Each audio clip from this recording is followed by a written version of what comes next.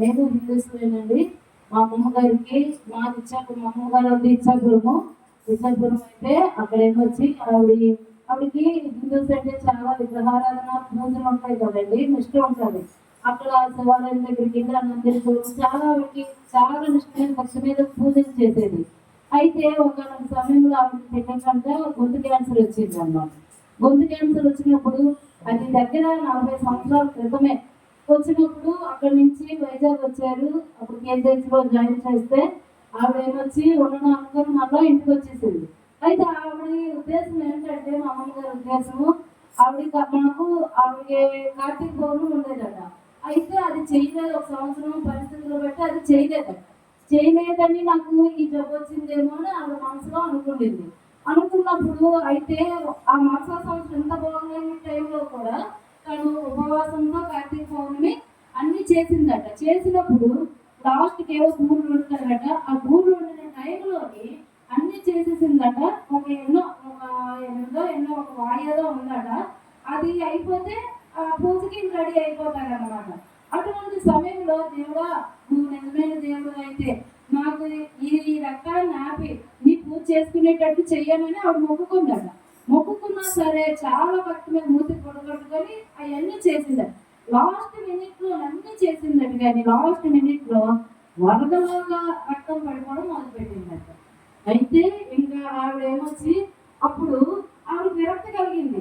ఏంటి, నేను ఎంత భక్తి శ్రద్ధలతో చేశాను కదా, నాకు ఇంకా ముక్తి లేదా, ఏ దేవుడు నన్ను కాపాడలేదా, అంటే నాలో ఏ లోపం ఉందని. అప్పటికి మా తాతగారు రిక్షా వేసేవారండి. అక్కడ ఇచ్చాపురం గంగరాజం గారి కొడుకు గొప్పబాబు అని, వాళ్ళ దగ్గర ఏమొచ్చి వాళ్ళు స్టీల్ రాడ్లు షాపు పెద్దది. అక్కడ రిక్షా తోటి బోర్డర్కి రాడ్లు పట్టుకొని వెళ్ళేవారు. అతన్ని కూడా ఎలా తెలుసుకుందో అంటే భక్తులకి తెలియకుండా తను తెలుసుకొని, అంటే బయటికి దేవుడిని ప్రచురం చేయలేదు, కానీ లోపలే ఇంట్లో ఉండే ప్రార్థన చేసుకొని అన్నీ చేసుకుని. అటువంటి సమయంలోని ఆవిడ మా తాతగారికి చెప్పింది. మా అమ్మమ్మ గారికి 8 మంది పిల్లలండి. మా తాతగారికి చెప్తే, నాయుడు మీ ఆవిడని తీసుకొని ప్రార్థన చేస్తాను, యేసుప్రభు ముట్టి స్వస్థపరుస్తాను నాకు చెప్పిందట. మా అమ్మమ్మ ఏమొచ్చి ఆవిడని చాలా మాటలు తిట్టేసింది. అనకూడదు కానీ అంటే అనరాని మాటలతో కూడా దుర్భాషలు ఆడింది. అటువంటి దేవుడిగా మమ్మల్ని నమ్ముకోమంటావు, చేయమంటావు అని చాలా తిట్టింది. అయినా ఆవిడ సహించి మళ్ళా చెప్పింది, చిన్న బిడ్డలతో ఉన్నావు కాబట్టి ఒక్కసారి తీసుకోరా, ప్రార్థన చేస్తాను, దేవుడు ముట్టి స్వస్థపరుస్తాడని అని చెప్పింది. చెప్పినప్పుడు ఏమొచ్చి మా తాతగారేమి బ్రతిమలాడారట. ఇంతవరకు ఇన్ని పూజలు మనం ఇన్ని దేవుళ్ళు నమ్మాం కదా, అప్పుడు ఒక్కసారి అమ్మని బ్రతిమలాడుతుంది కదా, ఒక్కసారి వెళ్తాము, దేవుడు ముట్టి స్వస్థపరిస్తే బిడ్డలకు తెల్లవవుతావు, నాకు భార్య అవుతావు అని చెప్పారు. అయితే మీకు ఆటలు తిట్టాను కదా, నేను ఏమని వెళ్తానంటే, పర్వాలేదు అమ్మని రమ్మన్నారని అన్నప్పుడు తీసుకొని వెళ్ళినప్పుడు అండి ఆవిడ చేసి ప్రార్థన చేసింది. ఆ రోజు వరకు ఈ రోజు వరకు రక్తం పడడం ఆగిపోయిందండి. దేవుడికి మనం కొలగాక. మొన్న రీసెంట్గా ఒక 2-3 సంవత్సరాలు అవుతుంది మా అమ్మమ్మ గారు చనిపోయారు. ఆ కారణంగా నిజంగా అక్కడ ఇచ్చాపురం అంతటికి అంటే దేవుడు ఆవిడకి ముట్టి స్వస్థపరిచినందుకు ఆవిడ ప్రతి ఇంటికి వెళ్ళి ఆవిడ సాక్ష్యం చెప్పి అన్ని వేదల్ని ఇంట్లోకి వెళ్ళి ఎవరికి బాగోపోతే వాళ్ళకి ప్రార్థన చేస్తే ఈవిడ ద్వారా ఆరోగ్య స్వస్థత వస్తే వాళ్ళ పట్టాలు తీసేసి వాళ్ళ దేవుని మందిరానికి నడిపించేది అనమాట మా అమ్మమ్మ గారు. అలాగా ఇచ్చాపురం అంతా బోర్డర్ అంతా ఇంకొక ఊరు అవన్నీ తీసుకొచ్చి ఆంధ్రబాబు చర్చిలో ఇచ్చాపురంలో నడిపించింది. చాలా సంఘాలు, చాలా మంది, చాలా కుటుంబాలు నడిపించింది. అటువంటి పరిస్థితులప్పుడు మా నాన్నగారు అంటే ఇప్పుడు నేను పెళ్లి చేసుకున్నాను కాబట్టి ఆ బాబు ఇంజనీర్ చదువుకున్నప్పుడు విశాఖపట్నం వచ్చేసారు అనమాట. వచ్చేసినప్పుడు అక్కడ వాళ్ళందరూ దేవుని కృపను బట్టి వాళ్ళందరినీ ఆవిడని సన్మానించి, ఇటువంటి దానిలో వెళ్ళిపోతున్నాము, మా సంఘం ఇదైపోతుందని చాలా బాధపడ్డారు. అటువంటి పరిస్థితులు ఇక్కడికి వచ్చి ఇక్కడ కూడా సేమ్ ప్రార్థన చేసి అనేకులకి ఆయన అక్కడ మా ద్వారా ఒక సంఘం కట్టబడింది ఆదిలోని. దానికి అనేకమైన కుటుంబాలు, మాదైతే మాది కాదు కానీ మా పెద్ద చర్చి వారి దీని ద్వారా కట్టబడింది అనమాట. కట్టబడినప్పుడు అనేక కుటుంబాన్ని ఆవిడ రక్షించి సంఘానికి తీసుకొని వచ్చింది. కానీ ఈ రోజున ఎలా ఉన్నామంటే కేవలం ఆయన ఉత్తమైన కృప. ఆవిడ ద్వారా నమ్మబడి నాకంటే 3 పెద్ద అక్కలు చనిపోయారు మా అమ్మగారికి. మా అమ్మగారికి ఈవిడికి పెద్ద కుమార్తె. మా అమ్మగారికి 3 బిడ్డలు చనిపోయారు. అయితే మా అమ్మగారు వచ్చి అంటే మా అమ్మగారికి ఎలా రక్షణ వచ్చిందంటే మా అమ్మమ్మ వచ్చి చెప్పింది, అమ్మా నువ్వే దేవుడిని ఇంకా నమ్మకు, నా దేవుడు నన్ను కొట్టాడు, నన్ను స్వస్థపరిచాడు, నిన్ను కూడా కొడతాడు, స్వస్థ నీ బిడ్డలో కాచి కాపాడుతాడు, నీ బిడ్డలో బ్రతికిస్తాడని చెప్పింది. నాకంటే 3 అక్కలు చనిపోయినప్పుడు నేను 4వ దాన్ని. మా నాన్నగారికి బిడ్డలు అంటే చాలా ఇష్టమండి. ఏదో ఒక సందర్భం బట్టి చనిపోయేవారండి. అప్పుడు మా అమ్మమ్మ వచ్చి చెప్పింది, నువ్వు ఏ దేవుడిని ఇంకా నమ్మకు, ఈ దేవుడినే నమ్ముకో, అనుకుంటున్న దేవుడు నీ బిడ్డలు కూడా బ్రతికిస్తాడని చెప్పినప్పుడు నేను పుట్టానండి. పుట్టినప్పుడు నాకైతే మరణించవలసినానికి అనేకమైన సందర్భాలు వచ్చాయి. ఆ ఇచ్చాపురంలోనే చెరువు ఉండేది, ఆ చెరువులోనే 6 సార్లు మరణించవలసింది నేను. దేవుడు ఆ విధంగా దేవుడు నన్ను తప్పించాడండి. నాకు చికెన్ గున్యా వచ్చింది, మలేరియా వచ్చింది, టైఫాయిడ్ వచ్చింది, 24 గంటలు కడుపు నొప్పి వచ్చింది. ఇంకా చెప్పడానికంటూ లేనిదంటూ అన్ని ఎండు కామర్లు వచ్చాయి, పచ్చ కామర్లు వచ్చాయి, ఉప్పు కామర్లు వచ్చాయి, అన్నీ నేను అనుభవించాను. అంటే మరణించవలసడానికి నాకు కూడా అనేకమైన సందర్భాలు వచ్చినప్పటికీ దేవుడు నన్ను ఆచరణలో 7 సంవత్సరాలప్పుడు ఒక దర్శనం ఇచ్చి నన్ను బ్రతికించి ఎంతవరకు నడిపించుకున్నాడండి. ఆ దర్శనం ఏంటంటే నాకు 24 గంటలు కడుపు నొప్పి వచ్చిందండి. మాది రామటాక్స్ దగ్గర ఇల్లు ఉండేది, అవి తీసి సర్లోలో ఇచ్చారు. అక్కడికి చాలా అంటే అప్పుడు ఏ సౌకర్యము లేదన్నమాట, వెళ్ళడానికి కూడా లేదు, చాలా దూరం. అటువంటిప్పుడు 24 గంటలు కడుపు నొప్పి వచ్చినప్పుడు ఏటైందంటే నాకు అంటే చనిపోతాను, ఇంకా చనిపోతాను, ఇంక చెప్పడం మర్చిపోయింది, చనిపోతానని కూడా మా అమ్మ బయట కూడా నన్ను వేసేసారు. దేవుడు కృపను బట్టి నన్ను బ్రతికించాడు, దేవుని దయను బట్టి నన్ను బ్రతికించాడు. అప్పుడు నాకు దర్శనం వచ్చింది అనమాట. అప్పుడు మా అమ్మ చాలా దేవుళ్ళో ఉండేది అనమాట. దేవుళ్ళు ఉన్నప్పుడు నాకు విపరీతమైన నొప్పి వచ్చింది, చనిపోతానని చెప్పేసారు. చెప్పినప్పుడు మా అమ్మ ప్రార్థన చేసింది. అయితే ప్రార్థన చేసి నన్ను పడుకోబెట్టినప్పుడు మాది కమ్యూనిలోనండి. కమ్యూనిలో అయితే ఆ మూల నుంచి ఒక అతను గజేశ్వరం పట్టుకొని నన్ను పొడిచేయడానికి వచ్చేస్తున్నాడు. కల్లోని పొడిచేయడానికి వచ్చేస్తుంటే నేను అన్నాను, తిరుగు పడి పడుతున్నానంట. పడుతుంటే అమ్మాయి ఎవరో నన్ను పొడిచేయడానికి వచ్చేస్తున్నారు అని అన్నప్పుడు మా అమ్మ లోపల ఏమైంది అన్నప్పుడు అమ్మాయి ఎవరో కానీ నన్ను నల్లగా ఉన్నాడు, 2 కొమ్ములు పెట్టుకొని గజేశ్వరం పట్టుకొని నన్ను పొడిచేయడానికి వచ్చేస్తున్నాడు అని చెప్పాడు. అయితే మా అమ్మగారు ప్రార్థన చేసి, ఏం భయపడకమ్మా, నువ్వు ఇటు సైడ్ పడుకోనని, గోడ సైడ్ పడుకున్నా కానీ ఇటు సైడ్ పడుకోమని చెప్పి ప్రార్థన చేసి మా అమ్మగారి పనులు చేసుకుంటాం. అప్పుడు నాకు ఒక దర్శనంలోని ఒక కళ వచ్చింది. ఆ కళ ఏంటంటే ఒక ఎత్తైన ప్రదేశం, కొండ ప్రాంతం, పచ్చగుంటే అక్కడ చిన్న పిల్లలు సందేశం చెప్పినట్లుగా అంతంత పిల్లలే అందరూ వైట్ డ్రెస్ చేసుకున్నారు. ఆడపిల్లలు ఉన్నారు, మగ పిల్లలు ఉన్నారు. వైట్ డ్రెస్సులు, వైట్ సాక్స్లు, వైట్ బూట్లు, మగ పిల్లలు, ఆడపిల్లలు. అయితే నాకు బట్టలు లేవండి. బట్టలు అంటే నాకు చిన్నప్పుడు మా అమ్మ పాత బట్టల దగ్గర 2 గౌన్లు కొనింది. 5 రూపాయలకి ఒక గౌను, 2 గౌన్లు 10 రూపాయలు. అందరూ పచ్చ గౌను నేను వేసుకున్నాను. పచ్చ గౌను వేసుకుంటే ఒక అతను అక్కడ ఉన్నారు ఈ పిల్లల మధ్యలో ఉంటే నేను అతన్ని అడిగాను, ఏంటి నేను అలా చదువుకుంటాను, నాకు ఒక అడ్రస్ ఇవ్వరా అని అడిగాను. అతను అన్నారమ్మా నీకు అడ్రస్ కావాలా అని అడిగాను. అవును ఏంటి అని అడిగాను. నన్ను అడిగితే అతను ఇక్కడి నుంచి కొండల మీద వరకు సిలువ వేశారండి. సిలువ వేసి అతను వెళ్ళిపోతున్నారు. ఈ సిలువ ఏంటి వైట్ డ్రెస్ అడిగితే అతను సిలువ వేసి ఇలా చూసేసరికి పెద్ద అంగి అయిపోయింది, తెల్లటి అంగి అయిపోయి మెల్లగా మెరుస్తుంది. అయితే అతను వెళ్ళిపోతున్నారు. ఇది చూసుకునేసరికి ఎంత తెల్లటి అంగి మెల్లగా మెరుస్తుంది, ఇది బురద అయిపోతుంది. అతను పిలిచాను, ఏంటి అంటే ఏమ్మా అన్నారు అతను. ఏంటి నేను వైట్ డ్రెస్ అడిగాను చదువుకోవడానికని, మీరు సిలువేశారు, ఈ సిలువ ఇంత పెద్ద అంగి అయిపోయింది వచ్చాడమ్మా, దేవుడు నిన్ను ముట్టాడు అని చెప్పారు. అయితే నిజంగా నాకు కడుపు నొప్పి తగ్గిందండి, దేవుడు నామకు మహిమ కలుగును గాక. అయితే ఆ రోజుకి అయిపోయింది.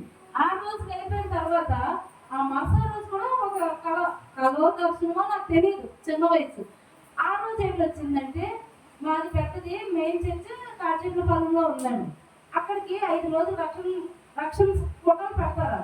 మేమట మా అమ్మ, నేను, మా నాన్నగారు మేము మీటింగులకి వెళ్ళామంట. మీటింగులకి వెళ్ళినప్పుడు ఆటోలో వస్తుండగా అక్కడ పొందులపాలెం అని ఉంది, అక్కడ ఒక అతను ఆటోను ఆపి, మీరు 3 రోజులు అది మీటింగులకి వెళ్ళారు కదా, మీ ఇల్లు చీకటిగా ఉంటుందని లాంతర్ వైట్ ఇచ్చారండి. లాంతర్ వైట్ ఇస్తే సరే మీ ఇంట్లో పెట్టుకోండి అన్నారు. సరే నన్ను తీసుకొని మళ్ళీ మేము వచ్చేసామంట. ఇటు బాబాజీనగర్కి తోటగొల్లకి మధ్యలో మళ్ళీ అతనే ఆపారు. అదేంటంటే ఇప్పుడు అక్కడ ఆపి లైట్ ఇచ్చారు కదా అని అంటే, అమ్మ అది ఇంట్లో పెట్టమన్నాను, ఇది వరంగా ఉంటారు కదా, ఆయన గుమ్మం ఉంది కదా, ఆ గుమ్మంలో పెట్టండి అండి. భూమి ఉండి చిమిని ఉంటుంది కదా ఫస్ట్ అండి, అది ఇస్తే అది నేను ఈ రెండు చేతులు ఇలా చాపితే అతను నా చేతిలో స్వయంగా పెట్టాడు ఫస్ట్ అండి. ఆ పెట్టిన తర్వాత అతను కూడా మాయమైపోయాడు. ఇది మీ ఇంటి బయట పెట్టండి అని చెప్పి అతను కూడా మాయమైపోయాడు. నాకు మెరుగు వచ్చేసింది. ఆ చిన్నతనంలో నాకు ఆ రెండు దర్శనాలు వచ్చాయండి. ఎన్నోసార్లు మరణించవలసింది నన్ను, నా శరీరం అంతా నా రక్తం అంతా నీలమైపోయింది. అసలు బ్రతకడానికి కూడా అర్హత లేని నన్ను ఇంతవరకు ఆయన కృప ద్వారా బ్రతికించాడండి. చాలా సమస్యల నుంచి దేవుడు కృపను బట్టి అంటే ధనమానే ఇచ్చి చేశాడు. అటువంటి సందర్భాల్లో మా బాబు పుట్టాడండి. 30 కేజీ పుట్టాడు ఈ బాబు. తినడానికి తిండి లేని పరిస్థితుల్లోని, చాలా కష్ట సమయాల్లోని ఈ బాబు 30 కేజీ పుట్టాడు. అందరూ చూసి చాలా ఆశ్రయించుకున్నారు. ఏంటంటే ఎక్స్రే ఎలా ఉంటుందో అలా పుట్టాడు. ఒంటిమే చర్మం కూడా లేదండి. అంటే మా నాన్నగారు చనిపోయారు. నాకు తెలియలేని వయసు, చిన్న 16 సంవత్సరాలకి చేశారు. నాకు అంత జ్ఞానం కూడా లేదు, తెలియదు నాకు అంత. అటువంటి పరిస్థితుల్లో నేను తినకన్నా ట్యాబ్లెట్ వేసేసుకునేదాన్ని. నాకు తెలిసేది కాదు ఏంటి మా నాన్నగారు కదా దీన్ని బట్టి అలా ఏడ్చుకుంటే అమ్మమ్మ దెబ్బలాడుతుందేమో అని చెప్పకుండా అలా వేసేసుకునేదాన్ని. ఏది ఏమైనా ప్రతి నెల హాస్పిటల్కి వెళ్ళి చూపెట్టి బాగానే ఉందని చెప్పారు, స్కానింగ్ తీసినా బాగానే ఉందని చెప్పారు. 2 రోజులు డెలివరీ అవుతానంటే లోన బిడ్డ పెరగలేదని చెప్పారు. అప్పుడు ఏంటన్నారు, ఇంకా 4 రోజులు టైం ఉందని చెప్పారు. అన్నప్పటికీ అయితే నీకు బిడ్డ పెరగాలి కాబట్టి హాస్పిటల్లో జాయిన్ అవ్వమంటే మామూలుగా జాయిన్ అయితే జాయిన్ అయిన 2 రోజులకి ఈ బిడ్డ పుట్టేశాడు. 30 కేజీ పుట్టాడు. అలా ఉన్నారు, బ్రతికితే పెంచండి లేకపోతే పడేయండి అని అన్నారు. అయితే బూజు అంటే కమలా పండ్లో నీరు పోతే బూజు ఎలా ఉంటుందో అలా పుట్టాడండి. అసలు ఈ మూత ఇక్కడికి వచ్చింది. 3 రోజులు కళ్ళు తెరలేదు. 7 సంవత్సరాలు ఈ బతుకుతుంటే పాత్ర నడకలేదు. 13 సంవత్సరాలు సరళంతో బ్రతికాడండి. అంటే ఎంత విధంగా దేవుడు మరి బాబుని మేము గర్భంలో ఉన్నప్పుడు ప్రథమ సంతానం ఆయనదే కాబట్టి మగబిడ్డ అయినా ఆడబిడ్డ అయినా దేవుడికే మేము సమర్పించుకున్నాం అన్నమాట. మా భార్య భర్తలు ఇద్దరం కూడా. అయితే ఈ బాబు ఇలా పుడతాడని మాకు తెలియదు కదా. ఏదేమైనా ఇలా పుట్టాడని సేవకిచ్చారని అంటారేమోనని మరి ఈ బాబుని ఎలా నేను చెయ్యాలి. అలాగని నాకు తెలిసినంత వరకు చదువు చెప్పించడానికి చాలా స్కూల్ తిప్పాను ఫస్ట్ అండి. పుట్టినప్పుడు చిన్న మెదడు లేదండి, చిన్న మెదడు లేదు పుట్టినప్పుడు. అందుకే డాక్టర్లు అన్నీ సార్ ఈ బాబుని ఎలా పట్టుకొని ఈ ఎముకలతో బాబుని ఎలా ఆ ఎముకలకే బ్లడ్ తీశారు. బ్లడ్ టెస్ట్కి చాలా మంది ఆశ్రయించుకున్నారు. డబ్బుకి ఎత్తు ఈ బాబుకి ఎత్తు పెంచామండి దేవుని కృపను బట్టి. మాకు కూడా విరక్తి వచ్చేసింది. ఎంత అనిపించుతాం లాక్టోజన్ డబ్బా 2 రోజులకి అయిపోయింది. ఆ టైంలోనే 240 రూపాయలు డబ్బా. ఎంత కనిపించుతాము. ఒక్క స్పూన్ ఎక్స్ట్రా వేస్తే తిన్నదంతా కక్కిసేవాడు. కరెక్ట్ 12 గంటల టైం అప్పుడు కింద పెట్టేసేవాడు. వారమంతా హాస్పిటల్కి తీసుకెళ్ళి నేనండి. ఈ నడుము మోసి నా నడుము అయితే అయిపోయింది. ఆయన హాస్పిటల్ సేమ్ మందులు ఇచ్చేవారు, సేమ్ ఇచ్చేసారు. హాస్పిటల్కి వెళ్తే తగ్గిపోయింది. మళ్ళీ డాక్టర్తో కూడా నేను తిట్లు కాసేదాన్ని. మీరు ఏదేమైనా ద్రవస్తూ వచ్చేస్తారు ఏంటమ్మో మీకు ఓర్చుకుంటారు కదా, చెప్పాను కదా మందులు. ఈ బిడ్డలకి ఎంత ఎడతాను నాన్నగారితో ఇంట్లో చాలా ప్రాబ్లం అయిపోయింది. వీరికి ఏమైనా దోమకుండా అన్నం తినేవారు కదా, ఫోన్ చేసేవారు చాలా మరి అనుకోవద్దు. కానీ నా చిన్న వయసులో ఇలాగే ఉండేది. అక్కడ స్ట్రింగ్ ఎడితే నేను ఆ కింద మంచం మీద కూర్చొని ఈ బాబుని రాత్రంతా ఇలా గోపడమే, ఏ మాత్రం కాకుండా కైలు మంది ఇంకెట్టేవాడు. చాలా బాధ, ఇలా ఊపి ఊపడమే. ఇంకా చెప్పడానికంటే నాకు ఏ బాధలు పడతారో నాకు తెలియదు కానండి. అన్ని బాధలన్నీ బాగు చేద్దాన్ని అనిపించాను. కాకపోతే దేవుడు మహాకృపను బట్టి ఇంతవరకు దేవుడు నడిపించాడు. ఎందుకో నాకు మన సంవత్సరం దేవుడు ఎంతవరకు చేశాడు కదా. నిజమే, ఆడికి వయసు వస్తుంది కాబట్టి దేవుడు చేసిన మేలు ఎలాగైనా ఎవరికో ఒకరికో ఇద్దరికైనా చెప్పాలి. దేవుడు ఆడికి ఇచ్చిన ఆ గొంతును బట్టి. అప్పుడు మేము ఈ పిల్లలకి మెంటలీ రిటైర్డ్ బాగున్నమాట. ఈ బాబు చిన్న మీద లేదు కదండి. అప్పుడు స్కూల్లో చేర్చుకోకపోతే బిడ్డడికి నలుగురితో ఆడుకోవాలని ఆశ ఉంది. ఈ కోపాలు కొట్టి చూడాలి చడిసిపోయేవారు అన్నమాట. అటువంటి పరిస్థితి అప్పుడు మేము ఏంటంటే సీడీ ప్లేయర్ నుండి సీడీలు వేసి ఇచ్చేస్తే అలా చూసి చాలా డబ్బు వ్యయమైంది ఫస్ట్ అండి బాబు. ఒక్కసారి మన్నా చర్చ్ సీడీస్ 2000 రూపాయలు నేను కొన్నాను. కొనేసి ఇచ్చేస్తే అప్పుడు నాకు తెలియలేదు కానండి అది దేవుడు ఎలా ఫలింపు చేశాడని ఇప్పుడు నేను ఒక పక్క సంతోషిస్తున్నాను, ఒక పక్క బాధపడుతున్నాను. అయ్యో ఇంకా వాక్యాలు ఎందుకు పెట్టలేకపోయినా ఆ రోజుల్లో నేను ఇప్పుడు బాధపడుతున్నాను. అయితే అవి ఈ బాబు విని ఇవన్నీ బ్రెయిన్లోనే బుర్రలో పెట్టుకున్నాడు. చదవడం రాదు, రాయడం రాదు, కానీ ఎవరైనా చెప్పినది బుర్రలో పెట్టుకుంటాడు. ఏది విన్నా సరే అది అలా బుర్రలో పెట్టుకుంటాడు. వెనక ముందు చెప్పడం, ముందు దాన్ని చెప్పడం పాస్టర్ అండి. ఆ రాగం కూడానండి, ఏ దైవ సేవకుడు పాడినా సరే రాగము ఆ చూరు మాత్రం ఒప్పుకోడు అన్నమాట. మేము కావాలని తప్పు పాడినా సరే చాలా కాదు, మీరు రాగానే అయినేస్తారు. వాక్యం అయినా సరే మేము అంటే ఆ బిడ్డని ఇచ్చేయాలని మేము చెప్పితే అది కాదు, మీరు రాగడం అది కాదు, ఇదేనని చెప్తాడు. ఓహో దేవుడు ఇటు రీతిగా ఈ బిడ్డడికి ఇచ్చాడు, సేవకే సమర్పించాను కాబట్టి ఈ బిడ్డడి ద్వారా ఆ బిడ్డకి ఇచ్చిన గొంతును బట్టి, ఆ బిడ్డకి ఇచ్చిన దేవుడికి ఇచ్చిన తలాంతులను బట్టి ఎక్కడైనా వాడబడాలి. ఆ బిడ్డడికి వాడు ఏమో దేవుడు ఎలా నడిపించుకుంటాడో, చనిపోవాల్సిన బిడ్డని బ్రతికించాడు.